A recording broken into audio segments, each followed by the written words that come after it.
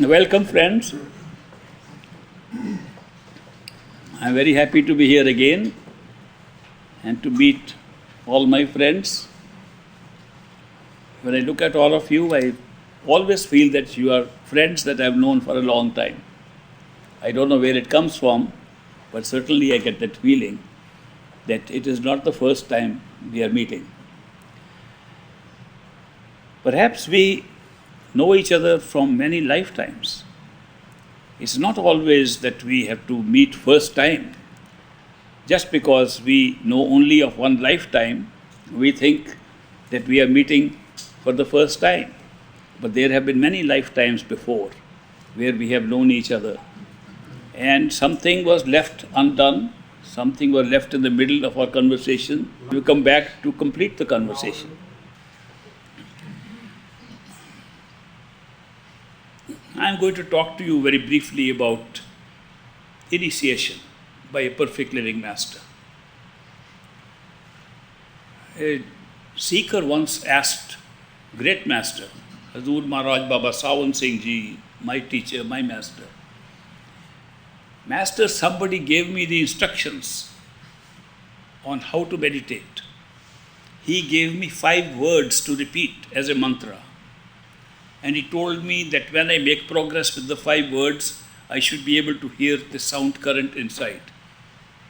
Should I be convinced that I have been initiated? Great Master said, not at all. Initiation has nothing to do with these things. Initiation does not consist of any instructions. Initiation does not consist of any mantra. Initiation does not consist of any direction how to hear a sound current. Then what is initiation? And how can I find, Master, how can I find if I am initiated? He said the only way to find that you are initiated is to meditate enough to go to the radiant form of the Master within and know that you were initiated. That before that you cannot even be sure if you are initiated. There are thousands of people who can give the same instructions. Indeed, the instructions have been published in papers. You can see them on the internet. The words, the magical words of mantra have been repeated over and over in books for the last several hundred years. They can be seen on the internet.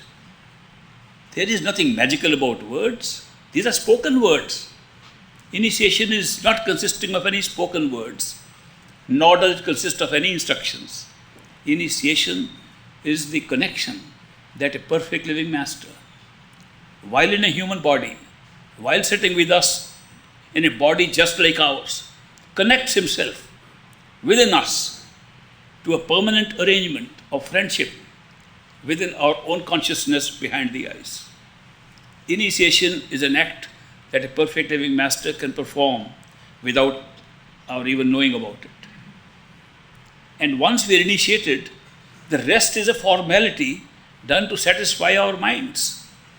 The instructions, how to meditate, how to follow up on all these things, is really to satisfy our mind. Nothing can pull us out of our mental region. Nothing can pull us out of the 3 worlds of the mind, the physical world, the ethereal or astral world, the causal world of the universal mind. Nothing can pull us out of that except the love of a perfect living master who is already pulling us from beyond that point.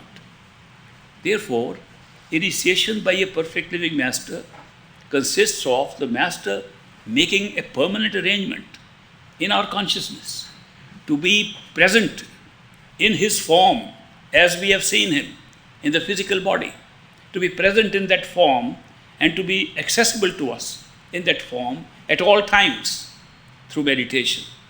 And that the spiritual journey above a very basic limit, after that the spiritual journey should be in the company of that master. That is initiation. Initiation takes place when the perfect living master accepts us and says, yes, I am now responsible for you. After that point, when you are initiated by a perfect living master, he is responsible for everything, including this life, any subsequent life, as well as your total journey to your true home, Sachkhand. He is responsible for that, not you. It's a big responsibility the master takes. that he lets you have some experience of making an effort or trying to do things is merely to satisfy your mind. It is not a spiritual thing. It's a mental thing. When we struggle with things, it's a mental game. It's not a spiritual thing. There is no struggle and no effort at all in spirituality. It is a lot of struggle and lot of effort in all mental activity. And that is why the opening stages of the spiritual path, even after initiation, continue to be in the mental stages. These three mental worlds that we are encountering here, most of all the physical world. The physical world has so many distractions. Every year I notice that the distractions grow and our life is entangled more and more in physical objects, in physical relationships outside. So it becomes very difficult for us to untangle ourselves from this and to untangle from the desires and attachments that we have created to physical objects, physical beings, physical relationships. These come in the way of our initial effort to get on to the stage from where the spiritual journey begins. The spiritual journey begins on the path of the masters from behind the eyes. I mentioned to you yesterday, those of you who are present, that the 6 energy chakras below the eyes represent the flow of energy and the circuits of energy that run this whole body for us, and through the body they create a relationship with the rest of the world. If we don't have a physical body, we have no physical world around us. The physical world comes into being and becomes a reality for us because we have a physical body. So the physical body, the experience of having a physical body is the first step in having a relationship with the physical world. Why do we have that relationship?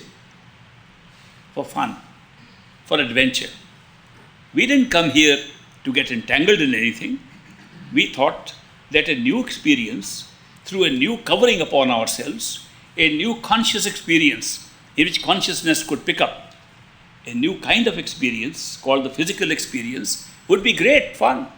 And we could see a world of pairs of opposites, a world of pain and pleasure, a world that contains the ups and downs, and we thought that would be great fun and great adventure. So consciousness was able to generate a form outside us, like the physical body, and the moment we had a physical form and the sense perceptions which lay inside our inner self, which did not belong to the physical body, but lay inside, once they were implanted in the physical body, and through those sense perceptions, we began to perceive a material physical world around us. We saw physical beings like ourselves. We saw things that attracted us. And with the help of another accessory sitting inside us, the human mind, we got attachment to things outside. We developed new desires for attachments, and we got more attached to things outside. All this happened out of a desire to have a great adventure and fun in a new experience land. This physical world was a new experience land for us, and we came for that adventure. Somehow we totally forgot that we only came for fun and adventure and we have to go back home. We even forgot where our home was. We even forgot who we were. We forgot who we were who had come here to have this experience. Therefore, we tied ourselves more and more into a world which we thought was the only reality. We made sure that this physical world should look as real as possible. Otherwise, there is no fun. You can't have fun on the shadows. You can't have the same experience in the shadow. The best way to have fun in a made-up virtual reality would be to make it so real and make yourself a character in that, so real that you should feel you are a participant and not a spectator of the show. That's exactly what we did. There's an example in literature of a book written by an old author, the Canterbury Tales. Chaucer, Geoffrey Chaucer wrote that book couple of hundred years ago. In that book, Geoffrey Chaucer writes about a pilgrimage that about 40 or 50 pilgrims are making to Canterbury in England. And since in those days there was no transport, fast transport, people had to go on horses, walk on foot, go on carts, and therefore this movement was very slow, and it took many days to reach Canterbury. And Chaucer writes in that book, The Canterbury Tales, how to while away the time, all of us were telling stories, singing songs, and reciting poems, just to entertain each other. Then Chaucer comes up and says, I was also there.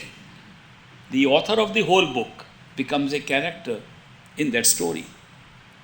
And while they come up with some of the finest poems in that book, in fact, that particular book in English literature has been called the father of English novel.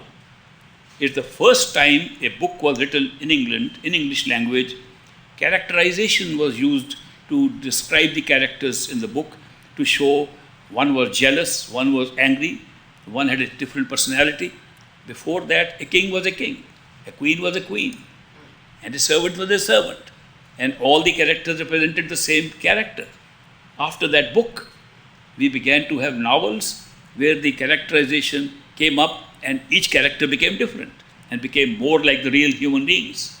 And that is why the book is very important in literature. Now, of course, the book describes different people. For example, there's an attorney amongst them. And Chaucer describes that attorney in these words. A busier man than him there gnaws. Gnaws means never was. A busier man than him there never was, and yet he seemed busier than he was. He looks like a modern attorney. He talks of the wife of Bath. Bath is a town in England. The wife of Bath. Husbands at kirk, she had 5. Husbands at church, she had 5. Without an other company in youth. That means besides other company in youth, but that I need not talk of note. He said, I don't want to talk about her earlier relationship that she had. These kind of comments had never been made in any literature. So that's why it's a very important book. But the fact that he introduces himself, the author himself becomes a character, is unique. That he says, I was also walking with them. During the course of these beautiful poems that are being recited, these other pilgrims ask Chaucer, Chaucer, you are an author, you write great poetry, come on, let's have a poem from you. And Chaucer, the character, says, I don't know any poetry. He's the author of all the poems. As a character, he says, I don't know anything about poetry. He says, come on, we know you are a poet, come on and give us a good poem. Then Chaucer, in that book, comes out with the worst doggerel rhyme in the whole book. And not only that it was a bad poem, everybody criticized him in the book. Question has been asked, why did Chaucer, who was the author of the whole book, why did he put himself as a character and get criticized by his own creation? Theology has picked up this example to compare it with the crucifixion of Jesus Christ. They have said if Jesus was one with his Father, was the Creator, why did he come back as the Son of the Father and get crucified by his own creation? They compare the two. The answer is identical in both cases. That when Chaucer, the character, is being attacked by the other pilgrims, he is aware as an author that he is all the characters, not only Chaucer, the character in the book. Once you know that your source of creation of this world is that single consciousness from which you drew that consciousness and made up the whole experience of this world, you are the author of this play. If you are the author of the play, and then you come and become a character in the play by becoming an individual human being, and you are aware that you are the author, you can place yourself in any role. It will make no difference. And that is why when we come and place ourselves in different karmic roles, we wonder, why did I pick up that bad karma? Why did all the karma fall on me? Why did I have this role in my life? I could have picked up another role if I am the architect of my own destiny. We forget you didn't pick up one role, you picked up all the roles. And therefore your reality is not the character you are here, but the totality of all consciousness and totality of all things created. You are that, in fact. We've forgotten our reality. A perfect living master, when he initiates us, connects us to a stream of consciousness that leads us directly to our own home. It passes through many stages, but it never stops till it reaches the point where the perfect living master is operating from. Now, I am continuously referring to the perfect living master. I talked yesterday that there are many masters who take you to different levels, and they all think they have reached their home. The nature of experience, internal experience, is such that even if you go one step high, it looks like it's the last stage. Even people who are initiated by perfect living masters, when they go in meditation and they go to the very first level of experience and see the reality of that experience, and they see that everything that was in the physical world was being created from that experience, they think that's our true home. That is Sachkhand. There's nothing beyond that. They cannot see how there can be anything beyond that. It's impossible to see there's anything beyond that. Unless a master is with you who can tell you, we have not gone to the end of the journey, there is more. And then the master has to convince us all over again to move forward to a higher level. When we go to the next higher level, the causal level, we find that all causes exist right there. The entire mind that we have been using to work in this world, the universal mind from which the single mind sprung out, is also there. We cannot imagine there can be anything beyond that. There is no way we can even understand that anything more can exist beyond the universal mind of universal creation from where we have come, individuated, and got into this world. These three worlds look so final that there is absolutely no way the mind can ever comprehend there is something beyond that. And yet the perfect living masters think all these three worlds are the world of the mind. Not only are they worlds of the mind, they are finite, that each has a certain life existence, a certain span in which it will live and then get destroyed, dissolved. Therefore, they say the true home lies beyond the three worlds of this mind.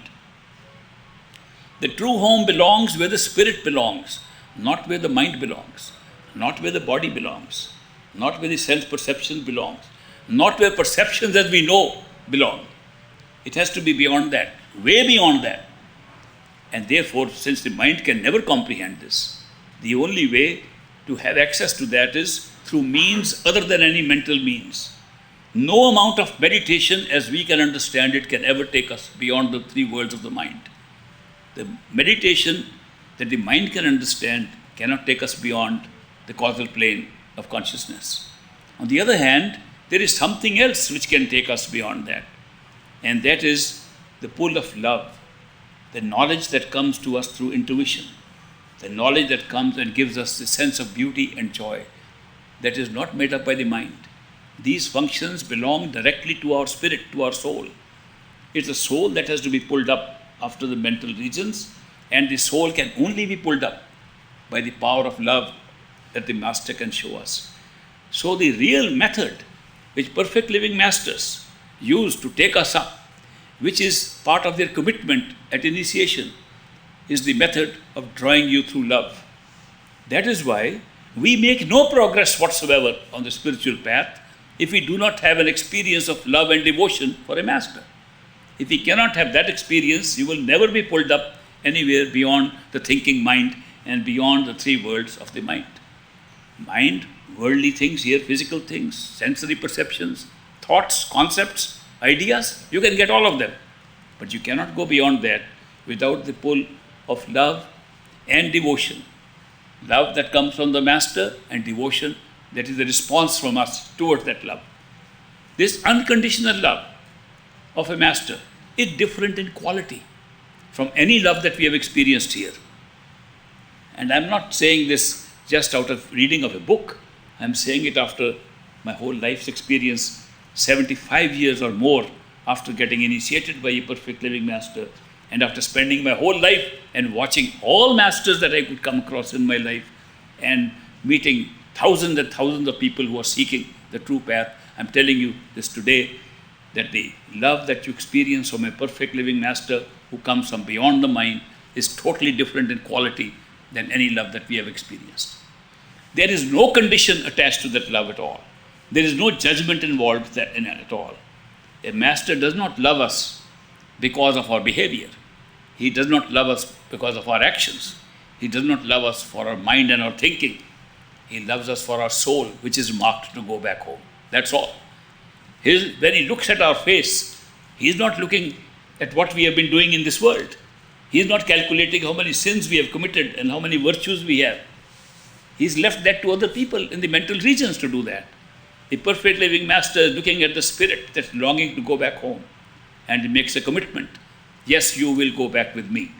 That's what the look of a master means to us.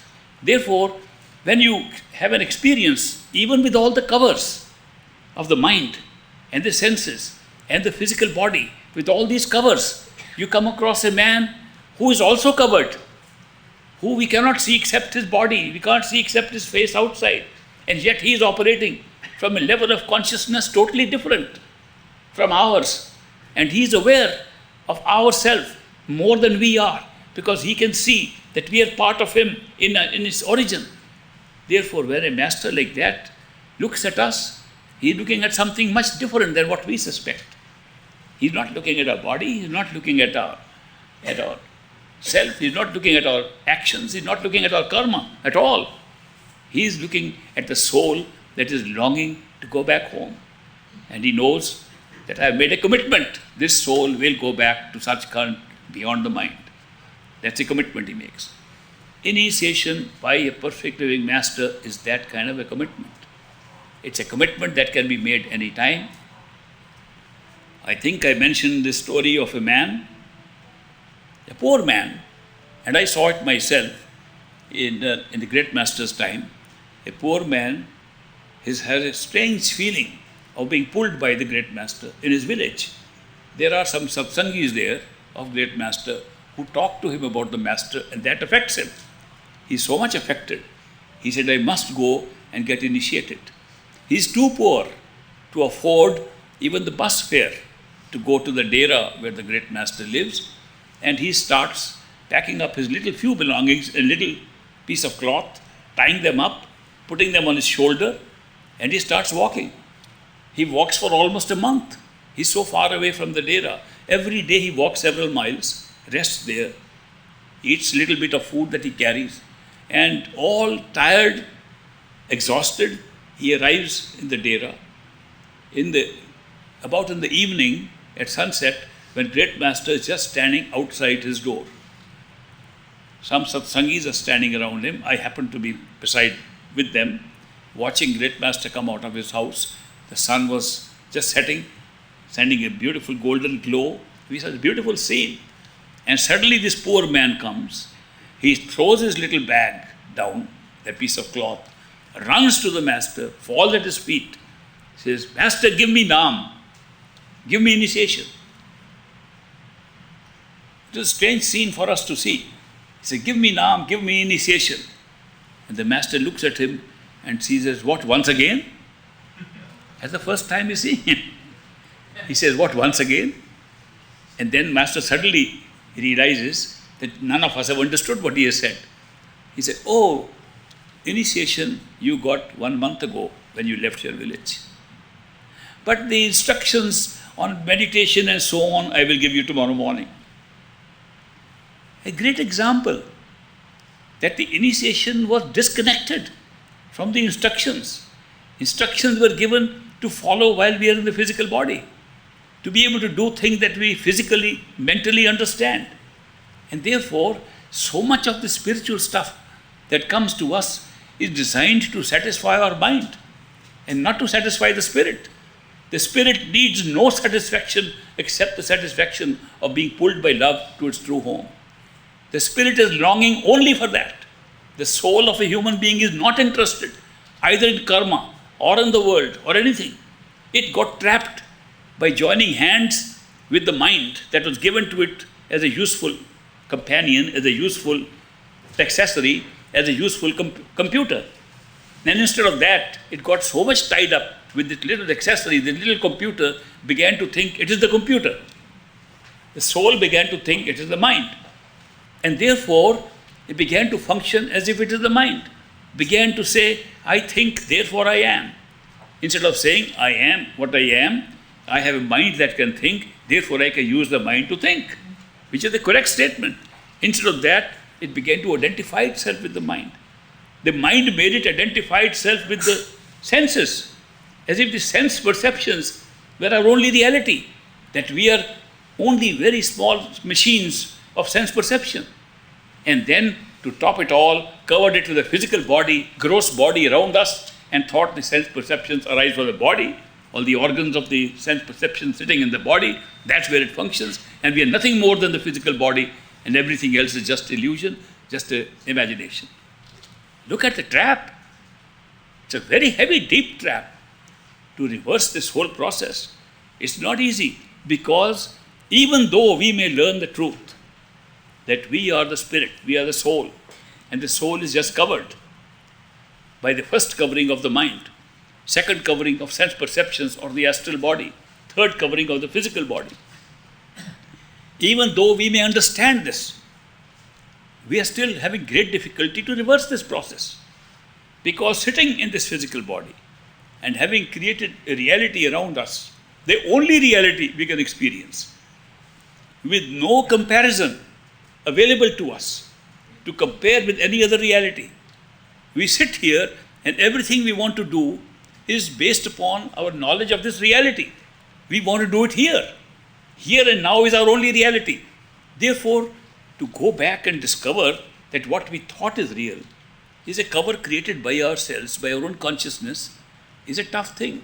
And then we spend not 1 day, 1 year, 2 years, 1 lifetime, millions of lifetimes we spend believing this to be the only reality.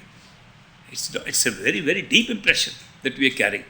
Then to reverse it and to believe that no, there is a reality inside us, that all this creation is outside of the true self that we have.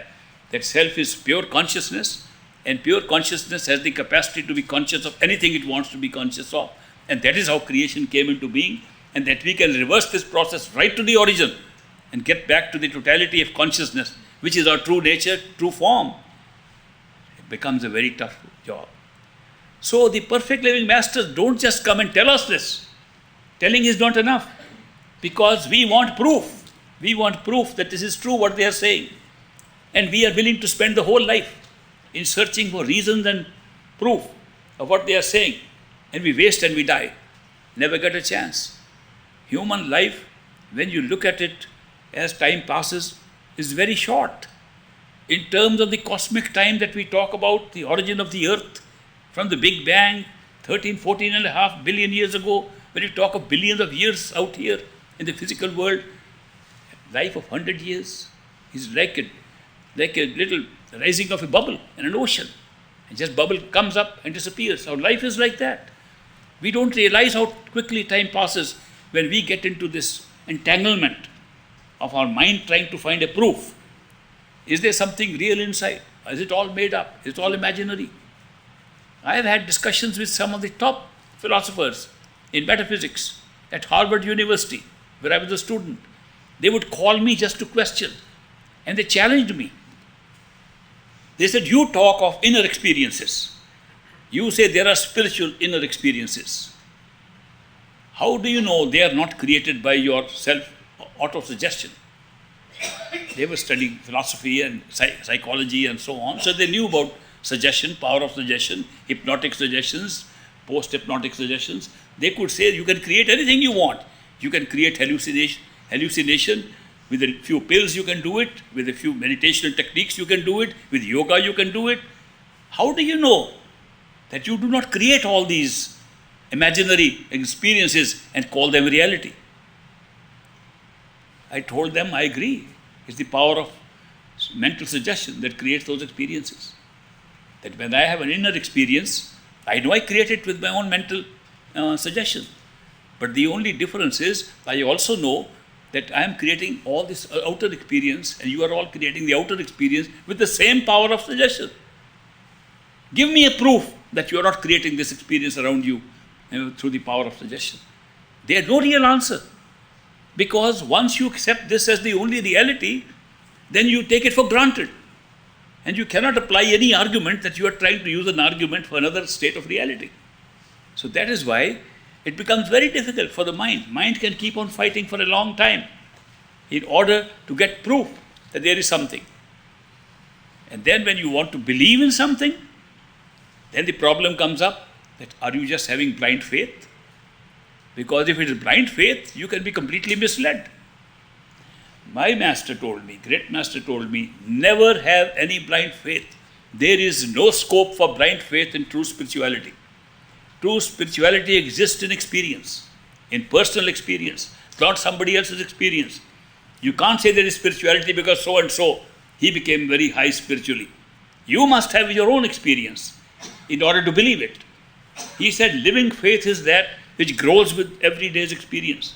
If every day you have a little miracle in your life, it's enough to create a living experience and a living faith. Otherwise, if you're just believing because somebody said something, it's blind faith. There is no belief that can be tested better than by seeing whether it grows on a daily basis or not.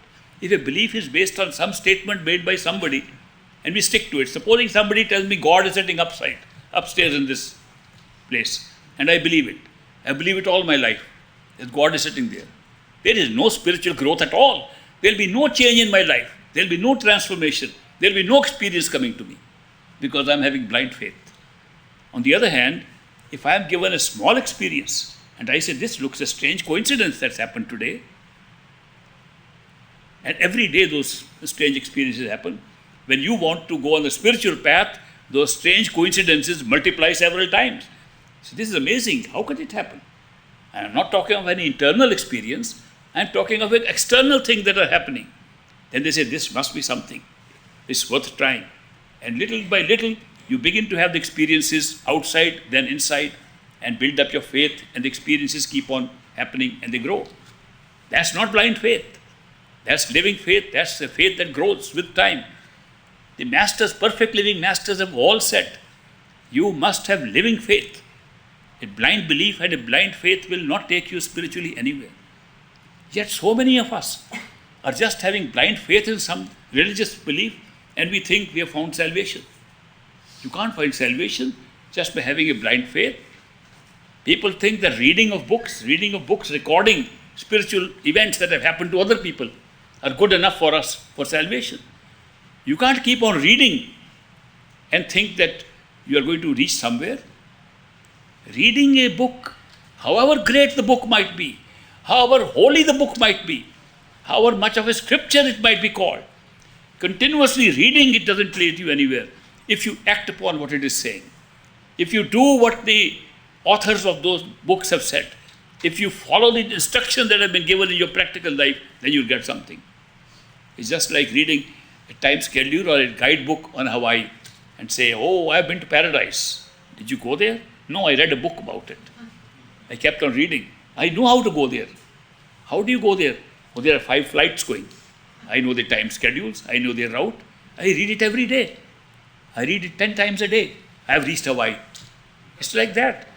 People who depend upon merely reading and thinking that they have reached any destination are completely blinded by this.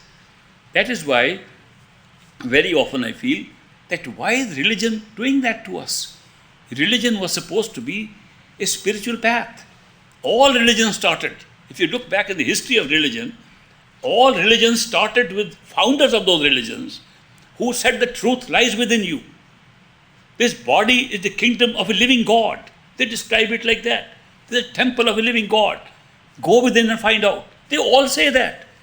And they all talk of a power that exists within us, in consciousness, that creates all experiences. Go within and find that power.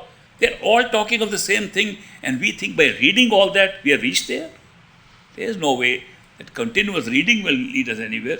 And yet, over time, all religions get into a decadent stage where they think that merely reading from those books, having discourses from those books, having more listening to the discourses is giving us salvation. No salvation comes unless we actually travel the path those books are talking about. And that is all lying within us.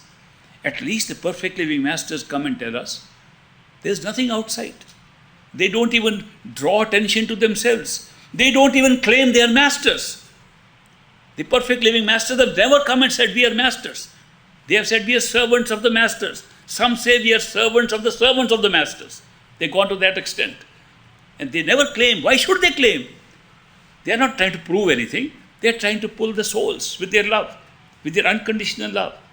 And that works irrespective of what they say. And we come to know that their method of drawing us through initiation is the path of love and devotion. Nothing takes us beyond the mind except love and devotion. Any religion, any spiritual activity that is devoid of love and devotion is a sham. Never takes you spiritually anywhere. It can take you into circles, into the mental realms. It can take you to different ideas and concepts, and that's all. You stay here where you are. So that is why initiation by a perfect living master means something very different than we commonly understand it. We just think it's a set of rules, a set of methods told to us how to meditate. There are thousands of books telling us how to meditate. There are thousands of teachers today teaching how to meditate. But all those teachers are saying the same thing.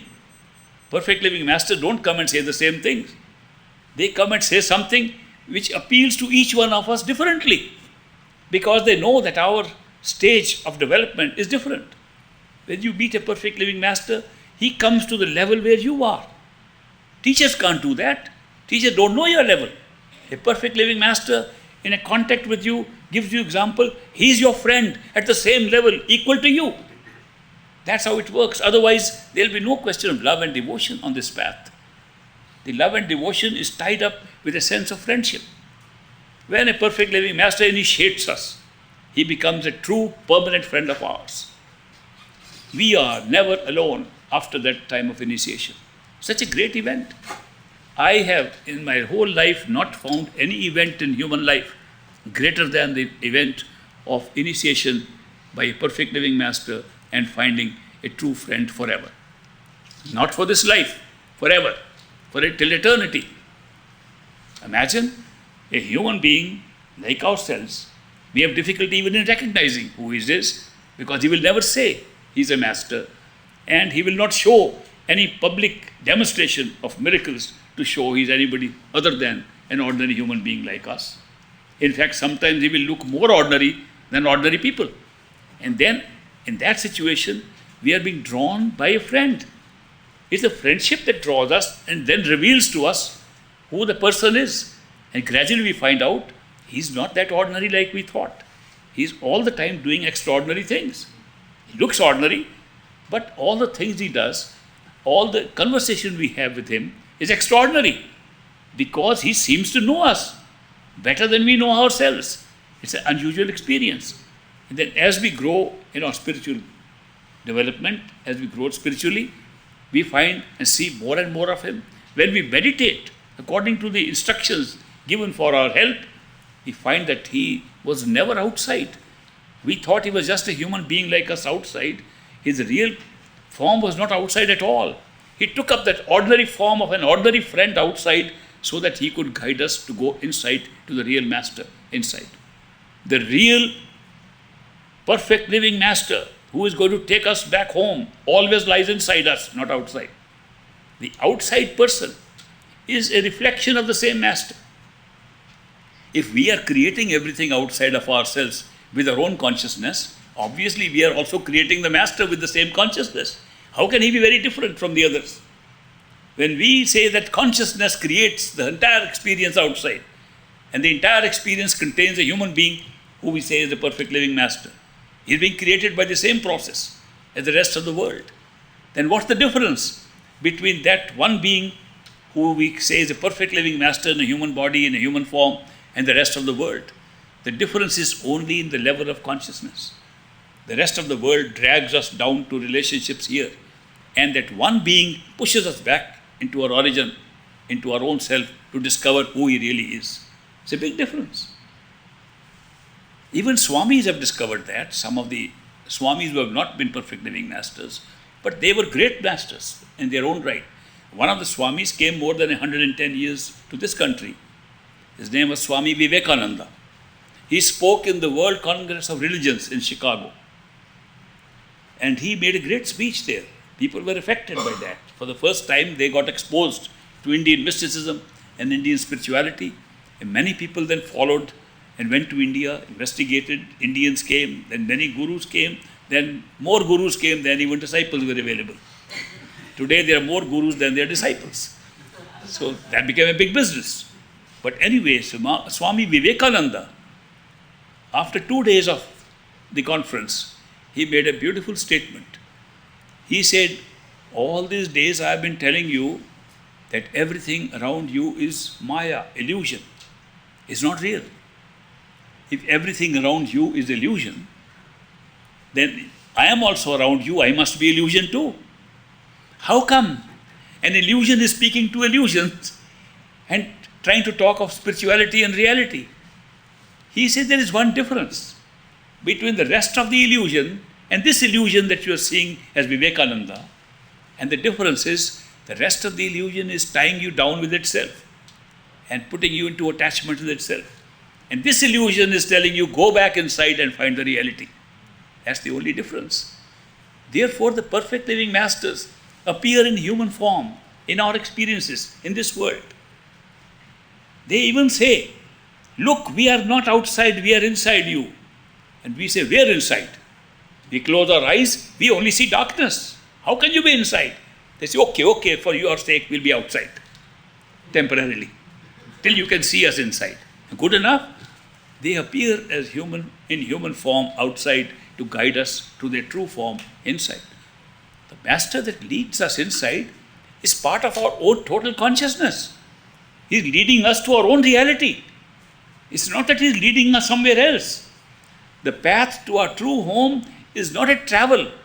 Somebody asked me one day, how far is Sachkhand from here? How many miles do we have to travel? How many kilometers do we have to travel? I said, actually, the distance is not too much. Looks very far, but it's not so much. He says, what about a mile or so? I said, no, very small. It's all inside. Just a few inches? I said, no, that's too far. A few centimeters? No, that's too much. What about a millimeter? That's too much too. What do you mean too much? Is it a nanomillimeter? I said, even that is too much. Our home is where we are. And we have covered ourselves with all these experiences outside.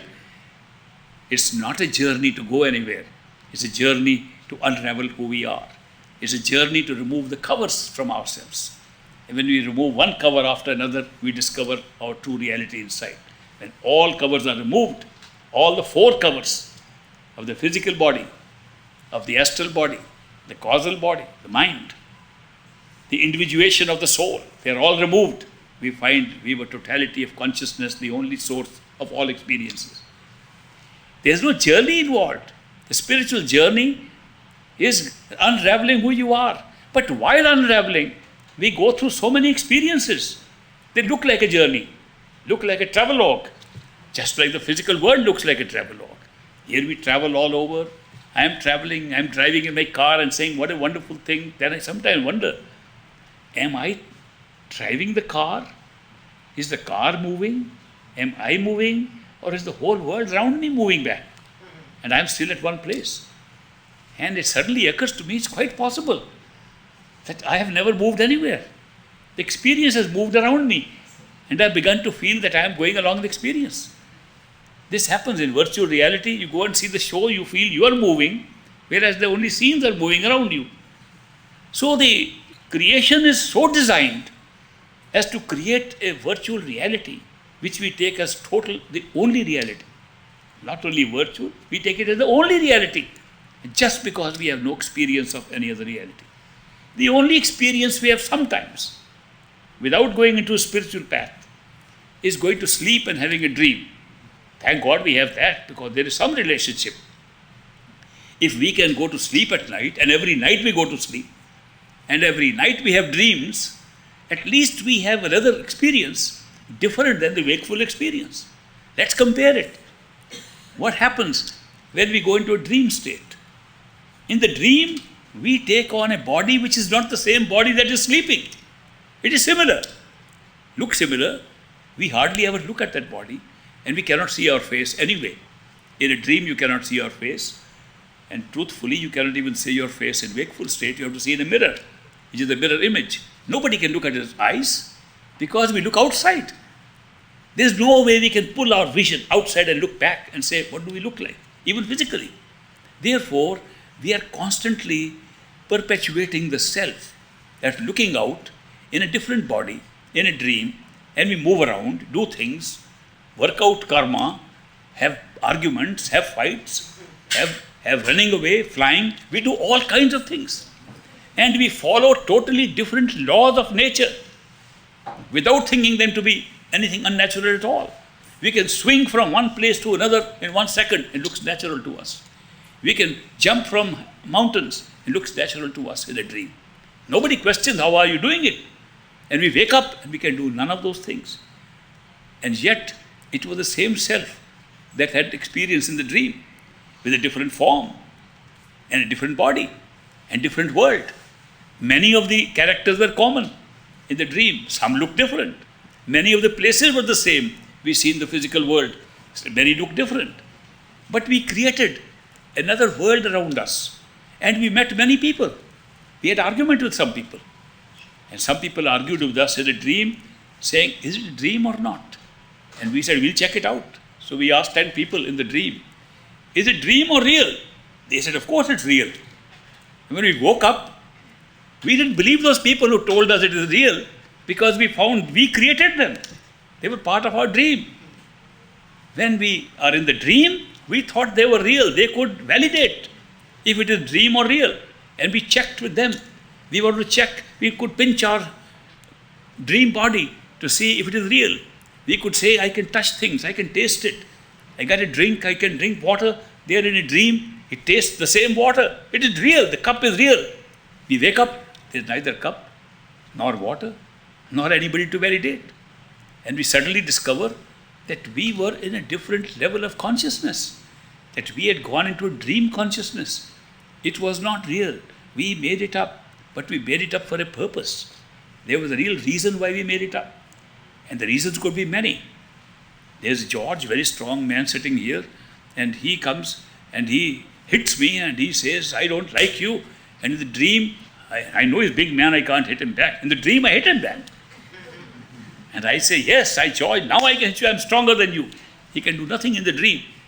So then I wake up and say, now George existed in the physical world also. He also existed in my dream. Why did I do that? I did a reaction to my experience in the wakeful state. I took it out in the dream. So there was a certain relationship between what caused the dream to happen and what my real state is. But don't we realize that if we can have these experiences while waking and going into a dream, supposing we awaken further and find this wakeful state which we thought was the only reality is also a dream of the same nature, no different than the dream we had earlier, that we had just woken second time. Wouldn't we be surprised that the reality was so different? But the people many of them are the same, even in the astral plane. Even the wakeful state, they are same people. They are same even in a higher state of consciousness. Wouldn't it be right to say that the series of awakenings that we say are rising to different levels of consciousness is merely rising from different dreams, one after the other? I gave a talk once to a group which wanted to understand the nature of dreams. I said, dreams is the only reality we have. We have no other experience except dreams. Now we have a dream which looks real. When we go to sleep, we have a dream which looks real. When we awaken to a higher level of consciousness, it's also a dream. We awaken further, it's still a dream. We awaken in a so-called true home, it's a dream. And ultimately we find there was no one else except one dreamer. So the ultimate truth was one dreamer called totality of consciousness, and could dream its way all the way successively, dream after dream, into any level of consciousness, any level of creation. That's where we are. So therefore, when we understand that we are tied down to one level of reality and take it to be real, it's because we have no way of validating its reality or its dreamlike nature except by waking up. When we wake up in the morning, we do not ask anybody for proof. We don't say, tell us, are we awake? Do we pinch ourselves? Do we say, let's test out, are we awake now? When we wake up in the morning, we are lying in the same bed and we are having our eyes closed. We were dreaming, we are awake, we are in the same position, no movement of the body, no opening of the eyes, and we know we are awake. What happens? How could you be so certain? Supposing 20 people came and said, you are still dreaming, you say, no, I'm awake. You will know they don't know that you are awake. Where is the certainty coming that you are awake when you wake up in the morning? How come you never want to check up if real wakefulness has taken place or not? You know instantly, immediately, on waking up that you are awake. Reason is very simple. When you wake up, you remember you went to sleep. You remember you went to sleep exactly in the same bed where you're waking up. The whole past memory of the wakeful state comes back to you instantly when you are awake and the dream becomes a dream. It's exactly the same thing. When you rise to a true astral state of consciousness, you awaken to a being which was there much earlier than the birth of this body that we call the wakeful state. That you have been there for a long time. You recall all that. You remember that's the state of being in which you have been there for a much longer time. You remember you have had several dreams, several human bodies with different names. That the name that you thought was your name was only in one dream name. Then the previous dream you had a different name. That you kept on having different names, different forms. That you even took different forms. As I said, that Fa Hin, the Chinese philosopher, once he had a dream that he was a butterfly. And he flew in the garden as a butterfly. And he saw the flowers were so beautiful, radiant. He had never seen those colors before in his life. He had never seen light coming out of colors in flowers anywhere in the world. And yet he saw them in that dream. And he said, this is real. This is absolutely real. And then he woke up. And he wondered, and he recorded. I really wonder if I am Fa Hin, the philosopher who went to sleep and thought he was a butterfly, or am I really a butterfly that has now woken up and I think this is me in a reality, and maybe I am now dreaming, I am Fa Hin. So he tried to question the whole thing about different levels of experiences that we have. But at the same time, the answer given by the mystics is, if you cannot connect with your past at that level, you can never be sure where you are. You could be hallucinating that you are in a higher state of consciousness. You can have a temporary glimpse into those higher consciousness. You can just have a little peep into that stage and think that you got something there. The true awakening into higher level of consciousness implies that you have remembered you were there already before. And when that memory comes back, no uncertainty remains at all. And you know exactly what that is. And you know the reality to compare your dream state with afterwards.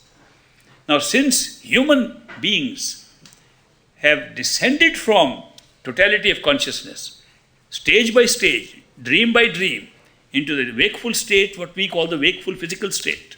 I call it the wakeful physical state because I call every state wakeful state, wakeful astral state, wakeful causal state, wakeful spiritual state. When we are in the wakeful physical state, we forget there can be anything else because we switch off completely an awareness and memory of any higher state. We do that in the dream also. When we go to sleep and we are in a dream state, we don't remember what we were in the wakeful state. We even forget that we slept. We even forget that we ever went to sleep. Yet we think the dream world is absolutely real. And then what do? We take a dream and we go to an exotic place and see a big old building, molded building, with vines all creeping upon it, and a guide is there telling us this building is 1400 years old. And we look at the building, that's remarkable. We look at the sky, and the moon is much bigger than we have seen. We say, how come the moon looks bigger? Oh, the moon has been big for a long time, for 1000 years. You didn't care to see it. And we believe all that. The guide is telling us. We say, what a great time. So much time has passed. And then we wake up.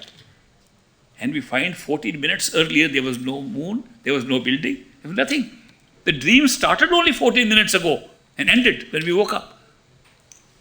In a 10-minute dream recorded by these sleep and dream experts who have been recording these dreams, in a 10-minute dream, a man had 60 years of experience. He knew how he grew up, he went to school, he did everything. And he grew old, and ultimately when he was dying, he woke up. And the total time measurement of the sleep was 10 minutes. How could he do that in 10 minutes? How could he see the whole life of 60 years? The reason was that in a dream, you never see everything flowing at the same level of time. You can see flash after flash after flash. In nanoseconds, the flashes come. In 10 minutes, you can have millions of flashes. And those flashes can create 60 years of experience for you. You never notice that 60 years have not passed. You wake up, and the time here is different from us. The time in the wakeful state is different. Time in the dream state is different. Time in the astral state is different. Time in the causal state is different. And the timelessness in our true home is different. Time is totally different everywhere. So it's amazing if somebody wants to just study the nature of time. It's a good study through meditation. You can go to sleep and wake up and go to a higher level of consciousness. You get a very good understanding of what time is. You will find out, for example, that time doesn't flow. We flow. That time is static. Time is like space. We don't say space is now expanding around us. I want to go outside from here to my car. I know the car is standing outside. I am here. I know what the distance is. Time is like that. I know I'm sitting here. Tomorrow I'll be there, but tomorrow is already there. I haven't gone there. When I go there, it's just like going to the car outside. There's no difference. It's not that something new will happen, that something unusual will happen because nothing has happened. That there is no future already. Future is opening up as we open up. That's not true. But we think it is true. We think future is totally indeterminate and that we are making it, or circumstances are making it, or some other powers are making it, and that we will be going into an unknown future, that there are millions of futures, we don't know which one we will take, which track we will take, without knowing that whatever track we take, the tracking process, the process of going through choice making is predetermined and time is sitting right there. You can go and look what will happen 2 years ago, 2 years later, 2 years earlier. They are both there. We think the past has gone, it will never come back. It's still sitting there. We moved. What is this movement called? It's called time travel. The Egyptians recorded, we are time traveling. Say, wow, they were great people. And I said, don't we realize we are doing the same thing? We are all time traveling. Otherwise, we would never know what's happening the next second. How could we know what is happening in the next second, in the next minute, if we don't travel on time? Time is already there. All events are already there, and we travel on them. That raises these big issues of predetermination and free will. I touched upon them yesterday. And therefore, the experience that we are having because of ignorance of what is lying ahead of us in time and ignorance of what is lying ahead of in space gives us the feeling of free will. Because the choices look real, and we make choices, that the choices and the method of choosing are predetermined is unknown to us. But the moment we can see that, we know this is exactly how we will choose. Free will acts freely, completely in a predetermined way. There's a contradiction in this, that the free will is free. How can free will, acting completely free in your mind, choosing your choices completely freely, what you think is freely, without knowing how you make free choices, without knowing the nature of consciousness, without knowing the nature of the mind, how it functions in making choices, without knowing what the genetic effect is in making choices, without knowing what the environment has caused you to have preferences in making choices. Without that knowledge, you're thinking that you have choices and you're making a very free choice. When you're acting so freely, are you really acting freely? Or are you bound by the preferences already built into your head to choose only a certain way? You find out through meditation that the preferences that you think are totally free. You can choose whatever you like. When you say whatever you like is predetermined. And therefore, you choose exactly, and looks like free will. It looks completely like free will. It's an actual experience of free will. It's a great experience. It's a wonderful experience to think that we make our destiny, we choose our future. We now, without knowing that we are choosing freely on a predetermined path, and which can be seen earlier. Other people can see it, not only we can see. I told some of you about my experience as a young man. I was joining the Indian Navy, and after the Navy interview, I came out and I met a man with a turban on his head, and he was saying, "Good luck, good luck." And I said, "Why are you speaking in English? You can speak to me in Indian language." He said, "Do you have a piece of paper?" I said, "Yes." So I had just come out of the interview with my little bag and my papers. So I gave him a piece of paper, and he looked at my eyes and began to write something on it. And then he folded the paper, said, "Hold it in your hand." Folded, double folded, hold in your hand. "Have you another piece of paper?" I said, "Sure." "All right, now write any number between 1 and 10. And I said, this is an old trick. As a child, even I was trying it, telling people, write any number between 1 and 10. Everybody wrote 5. That's the middle number. And he's expecting me to write 5. I'm not going to call his bluff off. I'll write a different number. So I wrote 3. He said, write the name of any flower.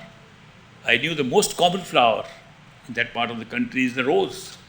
And that he thinks I'll write the rose. Instantly I will react and write rose.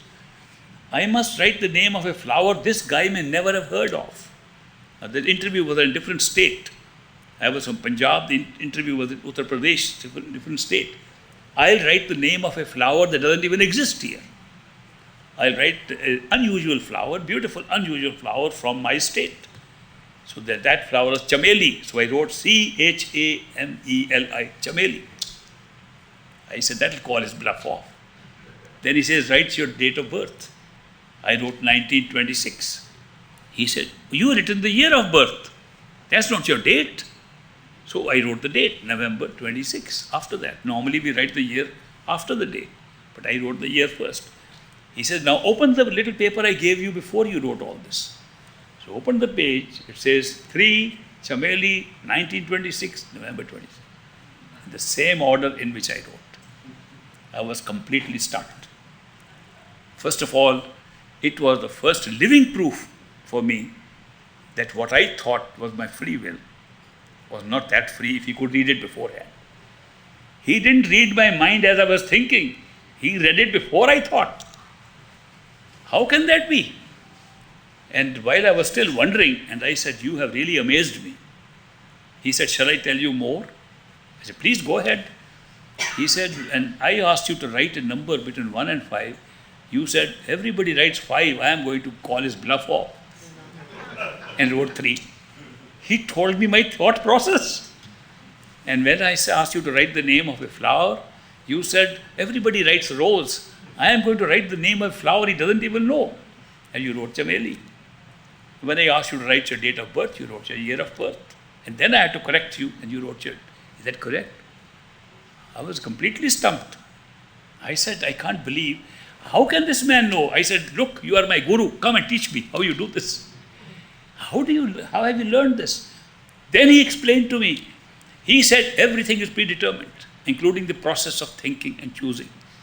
But we don't know that, what is fixed. So we think it's the actual process in contemporary present going on, and contemporary present has absolutely no time at all in it. He explained something very interesting.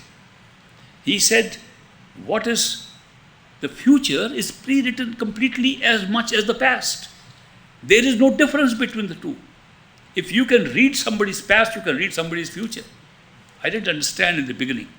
Till he explained to me the nature of past and future, which I'm going to explain to you now, just quoting that man. Credit to that man. He said, what is your concept of time? What do you think is time? We all think time means past, present, future. Past is already gone. Present is going now. And the future is still to come. He says, is that what you call time? I said, sure, everybody calls that time. He said, let's take the present first of all. How much time is there in the present? Present is now, isn't it? Not. By the time you said now, it was past. Before you said it was future, where is present? Before you could say now, the word now was in the future. The moment you uttered now, it became past. Who do you call? What is the present then? He said present has no time at all. Not even a nanosecond. Occurred to me that we think we are doing everything in the present. I never knew that we are doing everything in no time. Time is flowing, I can experience it. I know I said now in so much nanoseconds. Every word I speak, I know how much time it takes, and it's in the present. What does he mean? That present has no time. Now has no time whatsoever, not even zero time, he said. It's completely the meeting point of the past and the future. He said there's no time that you can call now. And yet, you cannot exist anywhere except in the now. He said, do you realize you are living in no time right now? And you think you are living in time? Where are you living? I said, let me try to understand what he's saying. Where am I living? Now has no time. And all I'm experiencing is in now. All the time I'm experiencing now. I never moved from now. I've never gone earlier than now, never gone further than now. And he says now has no time. Where am I living? He explained, you are living in the past. You are living in the memory. When you say now, it's just past, but you call it present. You say this is happening now, you're talking about the last 5 minutes that happened in the past. Everything you call present is now, and everything is without any time in now, all of it is in the past. So what you call present is really past. This is a big metaphysical jolt to me. That such a thing I never, it's so obvious what he was telling me. It was obvious that now has no time. And yet all the time I'm thinking I'm living in the now, in the present. Therefore I'm not living in time, I'm living in past. He says, let's see what future is. At least you know what future is. He says, future is things that are still to happen, still to come. He says, no. Supposing you lost the power of hoping for things. You lost the power of fearing things. You lost the power of anticipating things. Supposing there was no such word as hope, anticipation, fear, would there still be a future? They contemplated upon it. Future is being created by these three activities of the mind. It didn't strike to me before at all that if we don't hope for something, there is no future. If you are not afraid of something, there is no future. If you don't anticipate, all these three things are anticipation. Hope is a positive anticipation, fear is the negative anticipation, and anticipation is a neutral anticipation. We are anticipating that this will happen, and it happens. And that's the only future we know of. He said, do you know, hope, fear, anticipation takes time. Therefore, since anything that takes time is in the past, they are all past. All your future is past. He said, you didn't realize that what you called past, present, and future, the past was past, the present was past, the future was past. You have no way to live in the now or in the future. You can only live in the past. A big enough sermon to me. It was already overwhelming, but he overwhelmed me further. He said, there is no way the human being in the physical state can live in the past except through memory. You can only recall and relive what is in the past. You cannot live physically, consciously in the past. And he said, do you know what you think is a real living around you is just a replay through memory of something that has happened.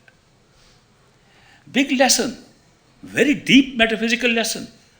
We don't even seem to realize it. It looks so obvious to me when he explained to me that the nature of time is not what we think it is. And therefore we are living in memory, but coming so sharply, that passes so quickly, that we have created a notion of past, present, and future, and think time is flowing in that direction, and that we can't go backwards. And the physical state of time is where we are out of control, completely control. We have no control over this movement through time. We have no control over the pace at which we are traveling through time. We have no control over the knowledge that we get. It seems to be pre-recorded, and therefore it's a replay. If it is through memory, it has to be a replay. How could you remember something that never happened?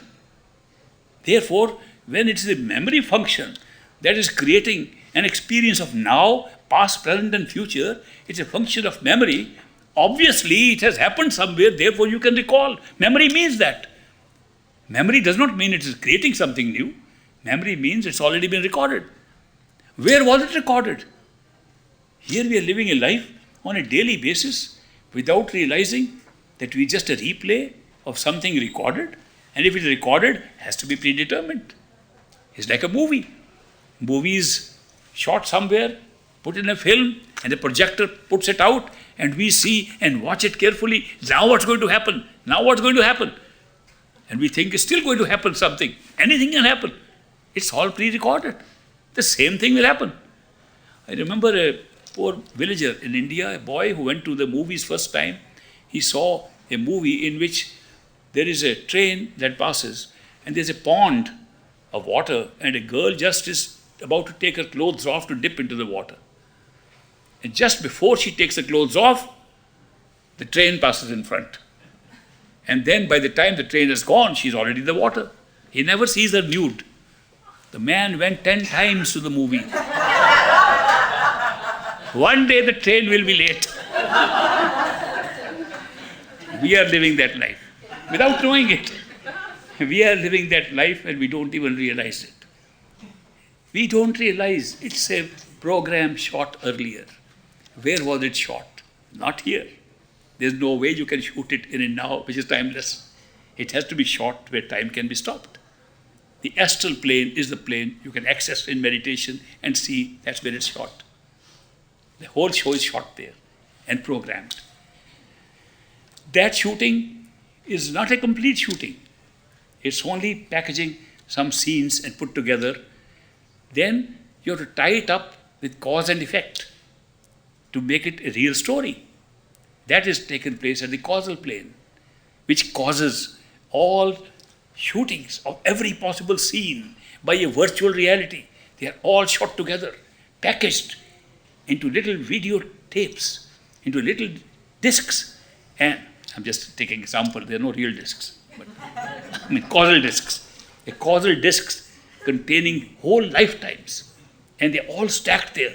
Every possible kind of scene that you can shoot, every possible kind of life that you can create has been shot at the causal level by virtual reality, packaged.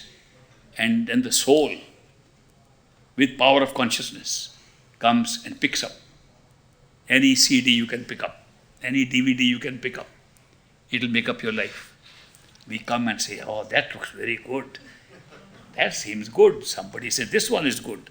We pick up our DVD, start playing, and we are in the astral region. As we play, we are in the physical region, and we are thinking, oh, this future is unknown to us, without knowing the DVD is playing.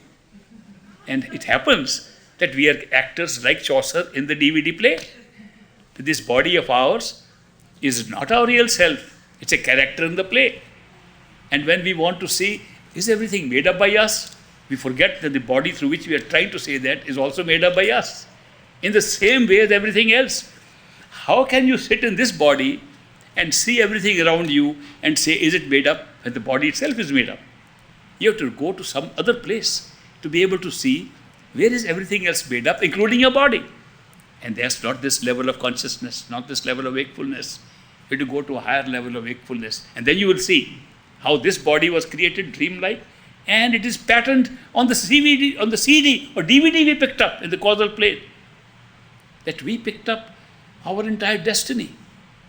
And then it was very strange. We coming from a true home, there's no time space there at all. There's no mind there. There's no thinking there. And we just come for adventure, and we come into adventure land, and as we enter the adventure land, we are given good equipment. Use this for all your adventures. It's a great costume to wear, called the human mind, the thinking mind. We wear it. Wow, that's great. Now we see time and space, and we see cause and effect, and suddenly something has opened up. Now we can play a DVD. Okay, we pick up our DVD with our minds intact, and the DVD rolls out and says, now you are born here, you are doing this, and this is because of your past life. When was the past life there? We just got it. We came in where there could be no past life. There was no time. No, the DVD says nothing can happen without a past life. So there's a past life. And you check up, was there really a past life? And at the level of the DVD, you go back, yes, you had a past life. You had many past lives. And we go and see all the past lives, infinite past lives, each one creating the next one. And we say, any future life? Oh yes, your actions will now create future lives. And we go into the future. Terrible. What is this law that's creating unnecessary past lives, unnecessary future lives? I didn't come for that. And we see, oh, this is called the law of karma. It's a great law. Nothing can happen without cause and effect. Therefore, you created all the causes. One cause leading to another cause, and all are leading to different effects all the way down forever. When did it begin? Infinity. When will it end? Infinity. We just came in and we created infinity. Yeah, that's the deal. You got a very nice DVD. It contains the entire time frame. And now you play it, don't play it here. Because here you will know it's a DVD. We'll send you another area. Go to sleep. And the dream will work in your head and you will have nice dreams about this DVD. So go to sleep and we wake up and the world looks absolutely real. We go to second sleep and we think we are awake. That's where we are right now. We don't know the secret. We don't know this reality. And I'm speaking to you in a dream state about a reality that's wakefulness. How can I speak about it to you? How can I tell you in a dream, as a dream character of your own dream, how can I tell you to wake up? Because you programmed it. You picked up the DVD with this provision in it. If somebody came first time into the dreamland, into the causal region, and said, let me see what kind of DVDs are there. They say, well, the best type of life, of form of life that you can have is the human life. Why? Why is human life so good? Because you have come from a state of consciousness where there was real will. You could create any kind of DVDs, any kind of experiences, any kind of adventures that you liked. True will that could create existed there. You're part of that. You have individuated yourself from that will. The great will without which nothing was created. The great will under which all DVDs will play. The great will under which all life will exist. You were participating in that. You liked that will, didn't you? Of course, that was free. It was real free will. Okay, we'll give you a copy of that free will. And that's existing nowhere else except in the DVD which takes you to human form. You go to human form and you will have the same experience you had when you had real free will. You will have the experience of free will. It won't be real there, but since you made it in the original will, it will really be still free. You won't know it. You will think that I am acting freely in the play, whereas you acted freely in writing the play. That was your free will that wrote the play. In the play, you will have no free will. You'll think you have free will. Good enough. I don't mind. I don't mind. What will happen with the free will? Oh, with free will, you will feel you have choice. You make your own destiny. You can do what you like. And therefore, that's the best life.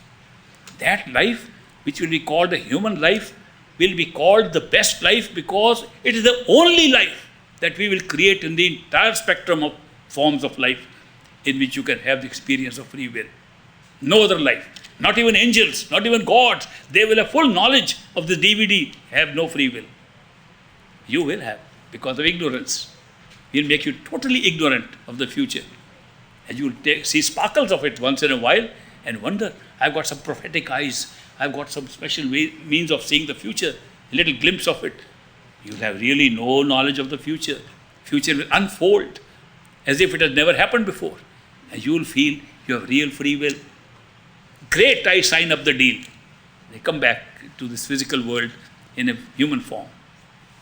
And then I noticed that the human form is remarkable.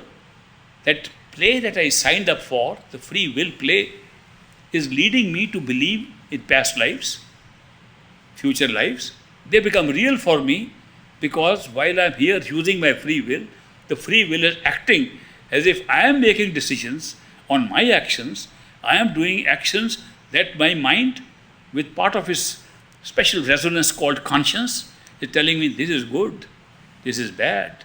Whole moral system is being set up inside me, and I am doing good things, doing bad things. The mind says, don't worry, bad things are better to do, they are more pleasurable, they are more interesting. And so I said, no, I want to be a good person.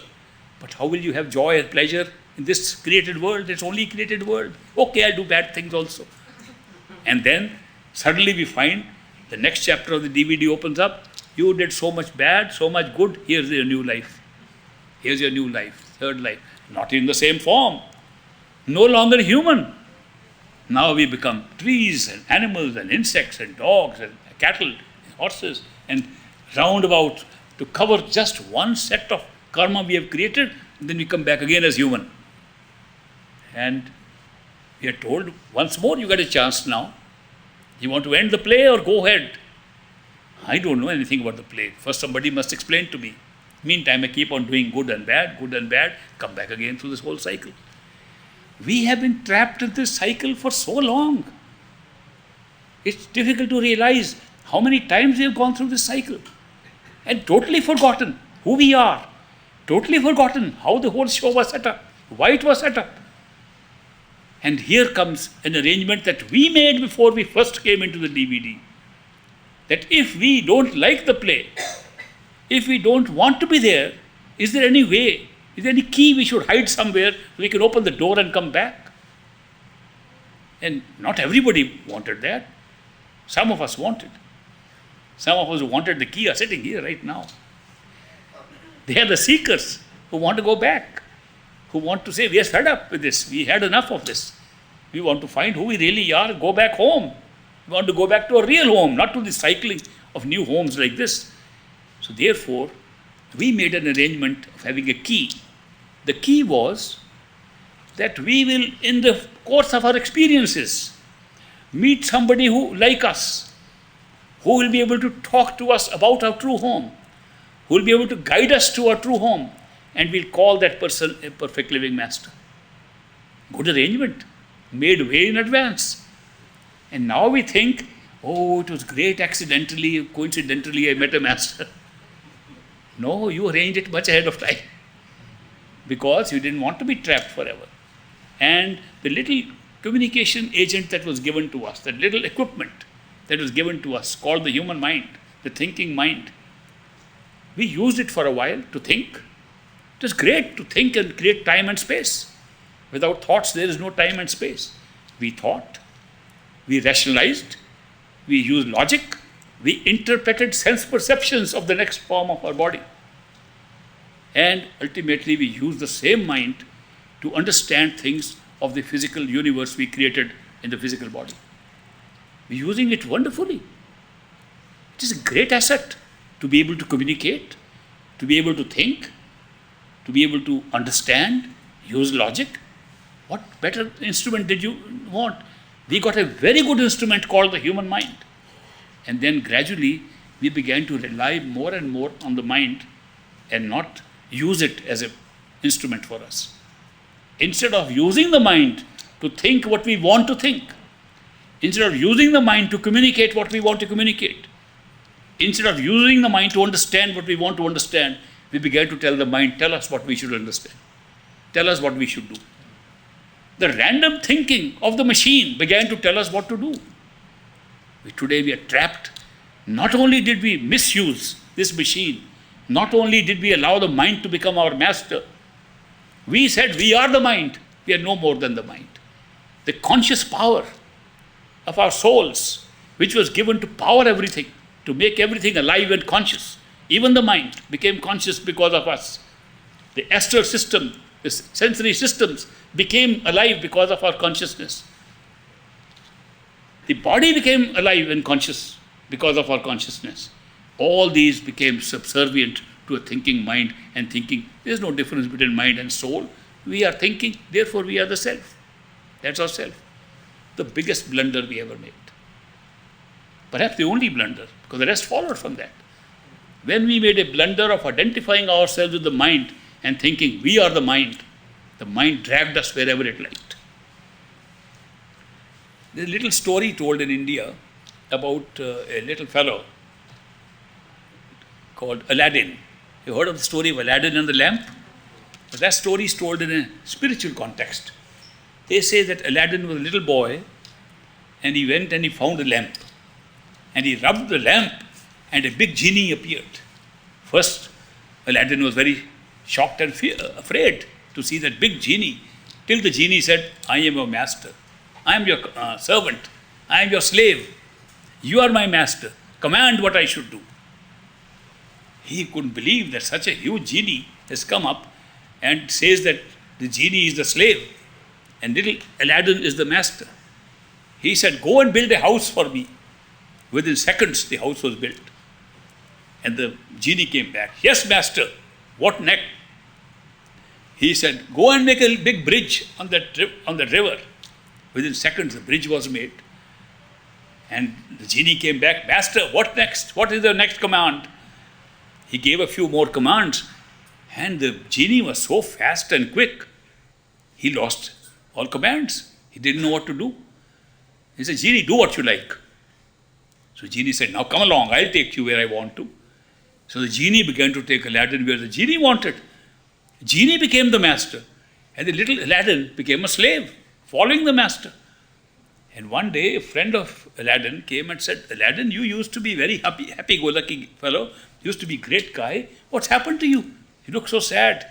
He says, well, I rubbed a little bottle I found and I found a big genie. And the genie said he was my slave. After I gave him a few commands, I ran out of commands. Now he's giving me commands and I'm following him. I become a slave. He said, that's terrible to hear that. I'll give you a remedy, a short remedy to handle this situation. He said, what is that? He said, next time the genie says command, don't say do what you like. Command the genie. Go and pull a large tree or a pole, wooden pole from outside, from the forest, and bring it here. So genie says, yes, he'll bring within seconds that big pole. He says, now dig the pole in the center of my room. So he'll dig the pole in the center of your room. He said, master, next, say, genie, go up and down the pole till I give you the next command. Put the genie on the pole. He'll go up and down, up and down. When you need him, take him off, use him. When it's over, get on the pole, up and down. The context in which they said is that we have been trapped by our minds. The mind is a genie. It's very powerful. It drags us everywhere. Instead of being dragged by the mind, we should tell the mind, bring a little pole inside our head and use the power of Simran, of repetition, to go up and down this pole. Keep on repeating these words, mind, till I call you for next job. Make the mind keep on repeating the words in your head. When you need to use it, take it off and say, now mind, do this thinking for me, do this work for me, do this writing for me, do this communication for me. Done, go back and go up and down the pole. The answer given is, take control over your mind. Take control over the random thinking of your mind. Don't allow the mind to think randomly. Take control. Now, when you have this kind of experience and you realize that what you call a perfect living master who comes into your life and tells you all this stuff and directs you how to go there and helps you every step to go through that. Every little difficulty that you encounter, the master has gone through the difficulty personally as a human being and tells you this is the way to go back. You should know that's your own arrangement that you made. Initiation by a perfect living master means he has come to recognize you and say, you are one of those marked sheep. You got this agreement, I've come to take you back home. That's the initiation by a perfect living master. Not the rest of the paraphernalia which has been attached to satisfy our minds and to keep the mind busy. In Simran, going up and down the pole and letting us go back home and not interfering in our spiritual journey. I'll talk to you more later on after lunch, and enjoy your lunch now.